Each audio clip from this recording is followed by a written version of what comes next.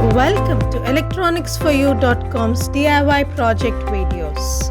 This video is a proof of concept of the DIY project, a simple and secure way to send frequent data anywhere, which is published on electronicsforyou.com. You will get to see the project working in action. Seeing that this project works would give you the confidence to invest your time and energy in developing it. Let me explain key parts of the project that you will learn more about while working on it. In spite of data being sent every second, the ultimate throughput is decided by slow data path allowed by the online servers. This project can help send sensors data frequently and is independent of the server bandwidth that is provided.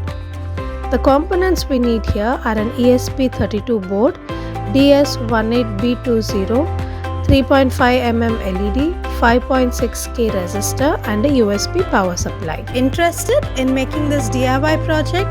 Refer to the URL below for the complete circuit diagram and detailed project overview. Do like, share and subscribe to our channel for more such DIY proof of concept videos.